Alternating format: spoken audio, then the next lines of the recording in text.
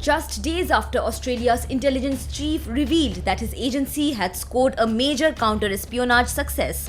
A local newspaper has reported that Australia has exposed and expelled a large Russian spy ring whose members were posing as diplomats.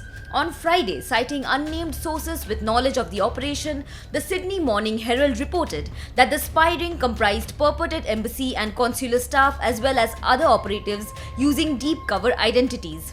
The newspaper reported that the ring had operated in Australia for 18 months before it was uncovered, and its activities were broken up by the Australian Security Intelligence Organisation, or ASIO, which is the country's main domestic spy agency.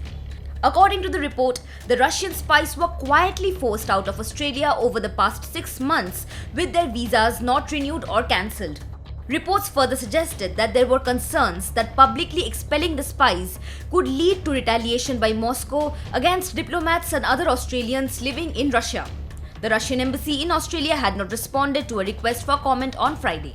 According to the Sydney Morning Herald, ASIO was originally established in 1949 to probe the suspected leak of Australian government secrets to the then Soviet Union. On Tuesday, ASIO's Secretary General of Security Mike Burgess described the uncovering of a spy network at the launch of his agency's annual report.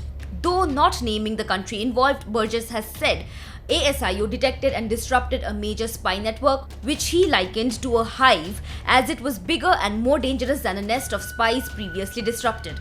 Exact numbers of those exposed as spies have not been reported yet. According to reports, Australia's Prime Minister Anthony Albanese would not say whether the spy network that ASIO had disrupted was Russian. Before Albanese was elected to government in May of last year, he had called for Russian diplomats to be expelled from Australia in retaliation for the invasion of Ukraine.